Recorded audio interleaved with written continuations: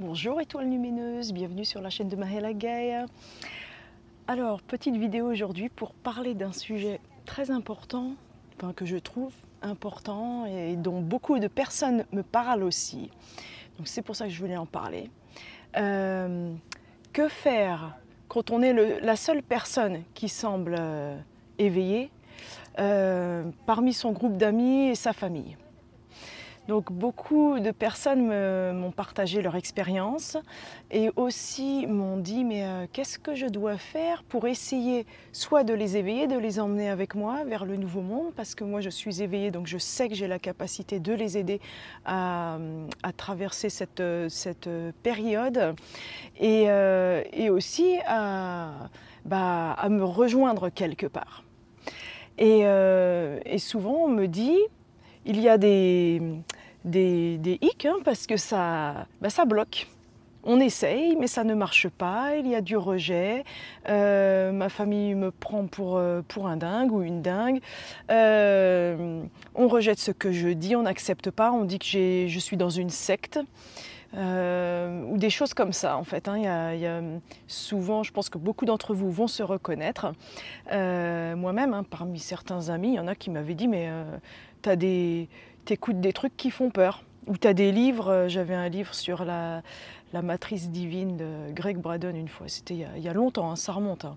Et il y a quelqu'un, un de mes amis qui avait vu le livre, il m'avait dit mais ça c'est un truc qui fait peur. Donc pourquoi il m'a dit ça? Je vais rebondir là-dessus tout de suite. Après, hein, je vais finir mon introduction, mais voilà, je voulais parler de ça aujourd'hui. Que faire quand on est dans cette position finalement d'infériorité en nombre, hein, qu'on est le seul, ou qu'il n'y en a qu'un ou deux qui sont à peu près éveillés, puis le reste, on a l'impression qu'ils sont endormis, qu'ils suivent les nouvelles qu'on entend à la télévision, enfin tout ce qui est mortifère, qui sont aussi, ou alors qui sont éveillés pour certaines choses mais pas d'autres.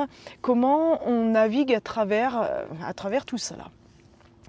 Donc, le premier point déjà, c'est pourquoi ils réagissent comme ça en fait. Nous, on a passé une certaine étape, on a réussi, notre âme a voulu se reconnecter à la source divine, a fait tout un chemin d'éveil, et les autres n'en sont pas encore là. Et quand on se dit mais j'ai la solution, je peux les aider, je sais comment faire, ça ne marche pas. Il y a un rejet. Mais là on se dit mais pourquoi? Qu'est-ce qui se passe? Mais tout simplement parce qu'on n'est pas leur sauveur en fait. On est le sauveur de personne. Autant on n'est pas ou plus victime de notre vie, de ce qui se passe autour de nous, autant de l'autre côté, si on équilibre la balance de l'autre côté, on n'est pas le sauveur des autres. On n'est pas là pour essayer de les réveiller, de changer leur vie, de changer leur perspective. Donc ça ne veut pas dire qu'il ne faut rien dire du tout et puis se laisser marcher sur les pieds non plus. Il y a un juste équilibre en fait à trouver. Mais souvent ce qui se passe c'est qu'on essaye de donner plein d'arguments, des fois ça finit en dispute et ça finit par le rejet, par nous on va mal se sentir parce qu'on a dit mais j'ai rien fait de mal, j'essaye de dire la vérité et puis eux ils disent que je suis complètement à côté de la plaque. Donc ce qui se passe c'est que ça fait ressurgir certaines de leurs peurs. Quand on parle de toutes ces choses-là, beaucoup de personnes déjà ils n'ont jamais été habitués en fait à penser de la manière dont on pense. Donc ça déjà, ça peut être assez difficile pour certains. Tout d'un coup, on arrive avec tout un flot d'informations alors que les personnes ne sont pas prêtes du tout. Évidemment, il va y avoir un questionnement, un rejet, de se dire mais elle est complètement folle, il est fou celui-là, mais qu'est-ce qu'il nous raconte? Évidemment, pendant des années, j'ai fait l'expérience cet été avec mon frère. Je lui ai parlé de la terre creuse, de la terre plane, de la plus grande Gaillac, et puis de plein d'autres choses qui se passent hein, à différents niveaux. Et il m'a dit un argument très plausible. Il a dit mais attends, moi pendant X années, pendant 30 ans, où à l'école on nous a martelé en fait dans la tête que bah voilà, à travers, on nous montre des livres où c'est comme ça, comme ça, comme ça, on voit les émissions à la télévision, la Terre elle est faite de cette manière-là, il y a des scientifiques, enfin, tout le système, l'ancien système en fait qui avait été mis en place a bien été mis là pour que ça soit, enfin ça a rendu les choses plausibles. Donc évidemment les gens qui ont baigné dans ce système pendant tant d'années,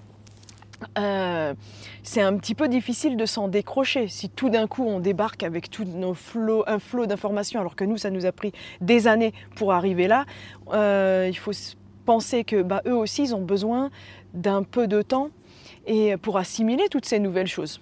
Donc la réponse, moi que plusieurs personnes m'ont dit aussi, ils ont dit mais bah, j'ai du mal à avaler ça, mais je ne refuse pas. On verra. C'est un peu. Et beaucoup me disent aussi, bah oui, mais il faut quand même un peu. J'ai besoin de voir pour croire. Donc on en revient toujours aussi à ce phénomène de voir pour croire, au lieu de croire pour ensuite pouvoir voir. Mais ça peut se comprendre parce que les gens ont été tellement formatés en fait dans le monde, par leur famille, l'école, le monde du travail, enfin tout a été embriqué d'une façon à ce qu'ils soient formatés. Donc les sortir de ce formatage tout d'un coup en balançant toutes les informations, souvent ça ne va pas marcher comme ça. Il faut vraiment y aller avec des pincettes pour certains. Et aussi, bon, bien sûr, des fois, il faut pousser un petit peu plus fort. Mais quand on est le seul, on se retrouve à table avec, je sais pas, il y a des amis, de la famille, il y a une quinzaine de personnes, on est tout seul et puis on commence à dire toutes les informations que l'on sait. Forcément, ça va créer un malaise, aussi bien pour les personnes autour de nous que pour nous-mêmes.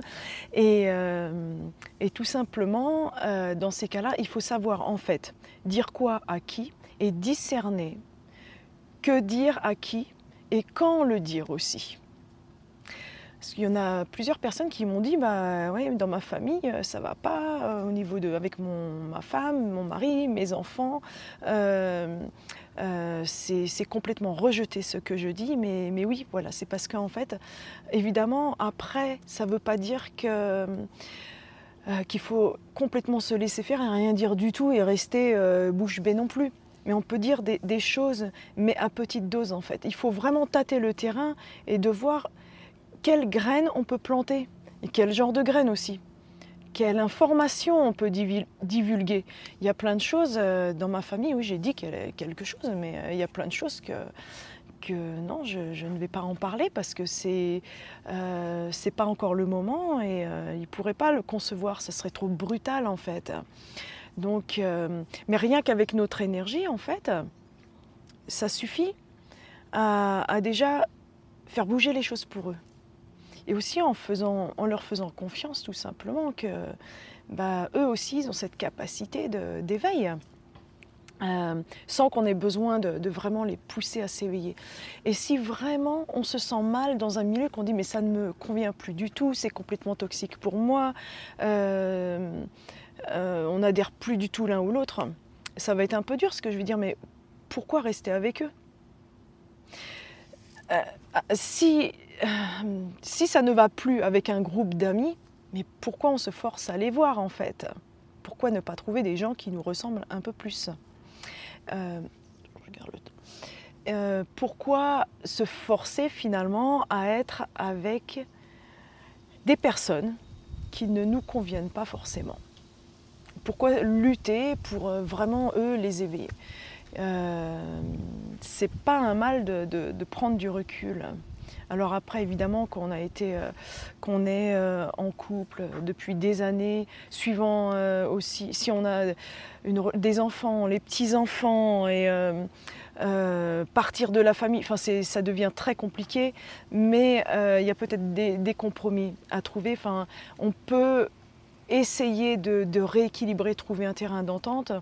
Ou alors, dans le cas de plusieurs personnes que je connais aussi, il y a une séparation parce que tout simplement on étouffe dans certains milieux, on étouffe, dans d'autres on se sent plus à sa place. Donc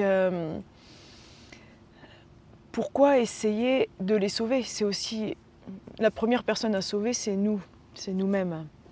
Et on est aussi le sauveur de personnes parce qu'eux ont leur libre arbitre. On ne peut pas pousser les autres à s'éveiller parce qu'ils ont leur chemin d'âme, leur libre arbitre, aussi toutes les expériences qu'ils doivent accumuler, c'est aussi voulu par leur âme. Donc il faut laisser faire le processus pour eux aussi. Ça ne veut pas dire après qu'il faut, on est en train de regarder quelqu'un se noyer, il faut les laisser faire parce que peut-être c'est leur chemin d'âme. Si on n'est pas là pour le voir, peut-être que oui, mais si on est là, oui, on va aller sauver cette personne évidemment. Il y a vraiment un équilibre à trouver, un juste milieu. Si on voit que, pour être un exemple plus concret, on est à table avec des amis qui vont dire qui sont dans la peur complètement par rapport à ce qui se passe dans la société. Il y a du vent, j'espère que ça ne gêne pas le niveau du micro. Oui, si on est à table avec, je disais, des amis qui sont complètement dans la peur, on peut donner quelques arguments ou expliquer, mais regarde les choses quand même un peu du côté plus positif. Amener en fait le positif en eux, vers eux, autour de nous, plutôt que d'essayer de marteler plein d'informations en fait.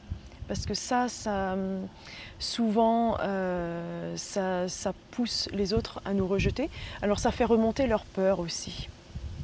Donc des fois il en faut un petit peu, il faut bien un peu de se dire oh là là mais où tu vas quoi, tu es mon ami, je tiens à te dire ça et ça et ça, mais sans trop divulguer, il faut vraiment tâter le terrain. Je sais qu'il y a plusieurs personnes, à l'époque moi j'étais à fond dans ce rôle de sauveur, alors ça remonte à il y a plus de 10 ans.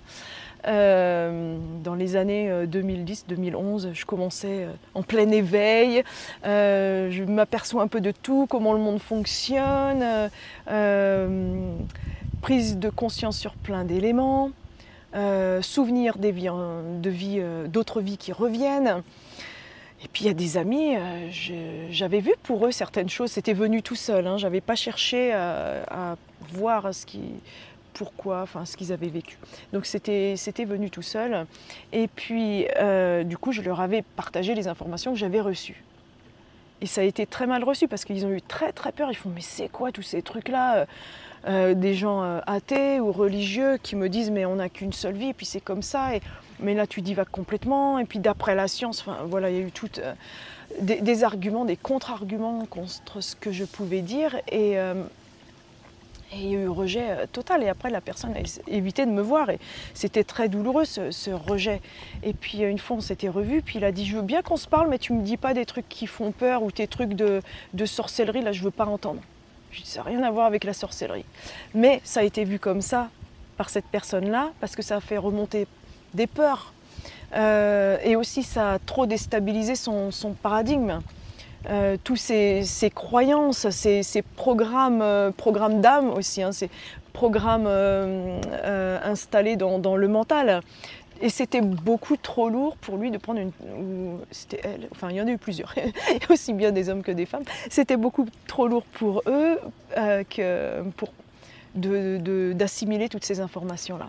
Et là, je me suis dit, mais attention, il ne faut pas parler de ça à n'importe qui. On ne peut pas parler de tout comme ça, parce que moi, je le ressens à n'importe qui. Une fois, j'étais aussi à une conférence de sociologie, une petite conférence. C'était peu après, 2-3 ans après mon grand éveil. J'ai fait une illumination en 2004.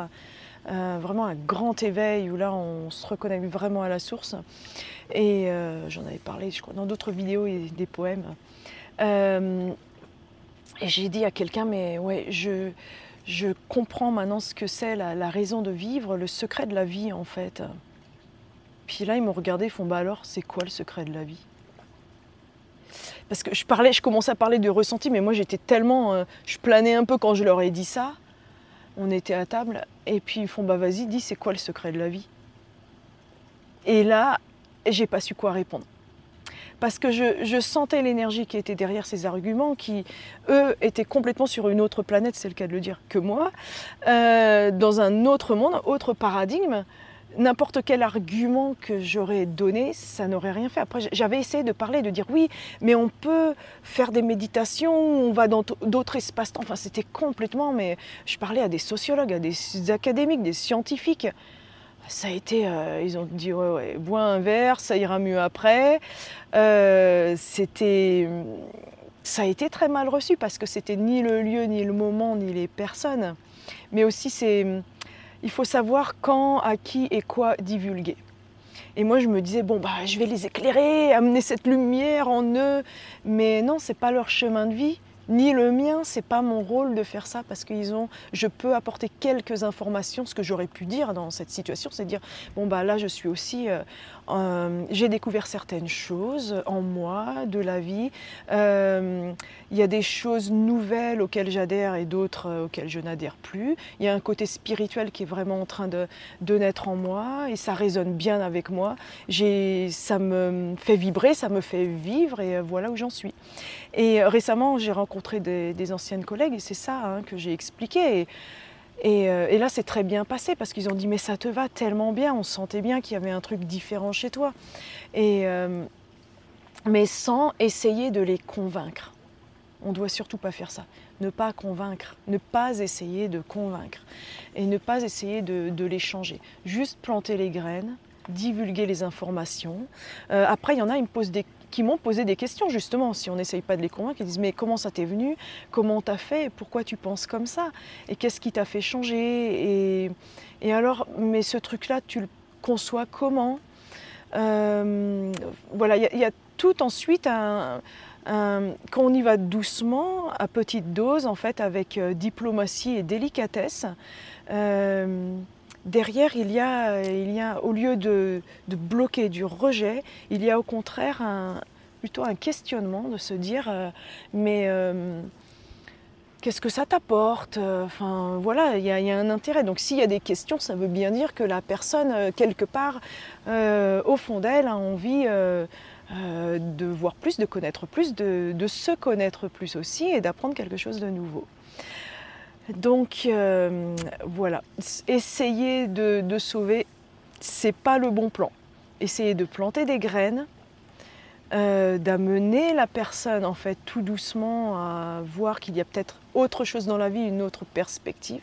Là, c'est beaucoup plus, ça ira beaucoup plus dans le bon sens en fait. Ça sera beaucoup plus dans l'équilibre, aussi bien pour eux que pour nous.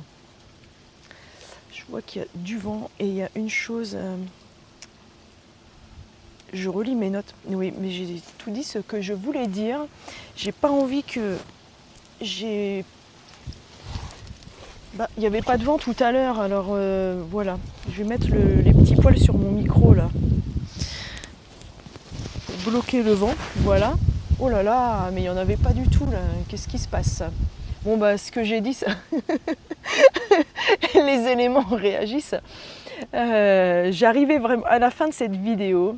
Je vais vous laisser ici, juste faire quelques codes de lumière de la nature, juste pour alléger, des codes d'allègement, en connexion avec l'eau, le lac là qui est derrière moi, le vent qui veut parler, les arbres.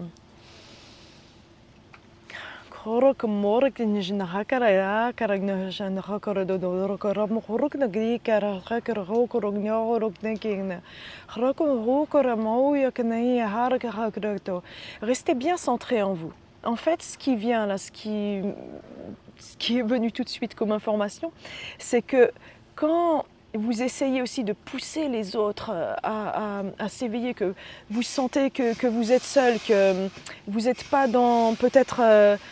vous êtes isolé, vous êtes le mouton noir de la famille, ça vous éparpille, ça vous disperse au lieu de rester centré, vous êtes complètement comme dispersé et ça vous fait douter en plus, ça fait vraiment pénétrer les énergies du doute en vous de se dire mais je ne suis pas capable de les aider, est-ce que peut-être ils ont raison, on finit par se perdre en fait dans tout ce processus. Donc restez bien centré, bien ancré dans vos idées.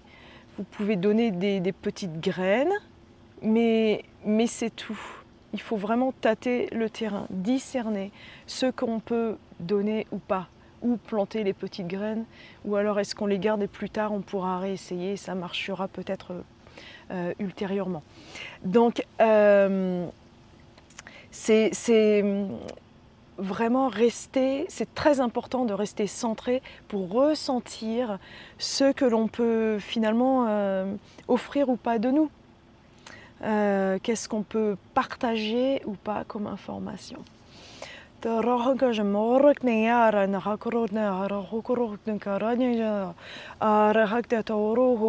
Recentrage et discernement, c'est les mots-clés.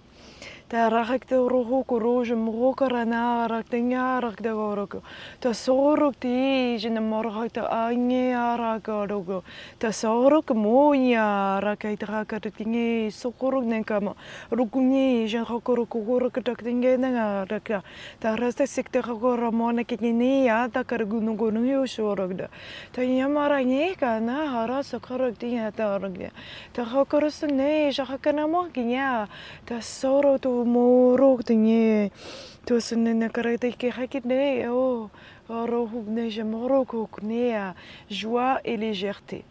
C'est ça qu'il faut diffuser le plus autour de nous. Je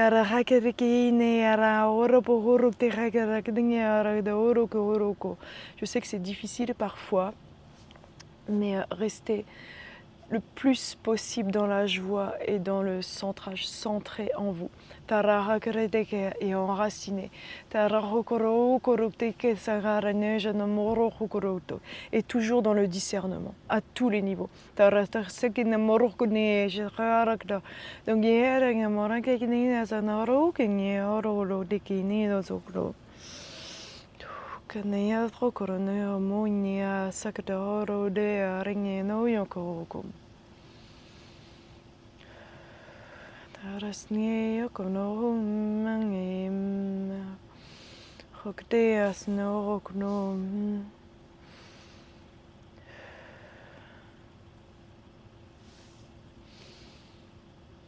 Respirez bien profondément.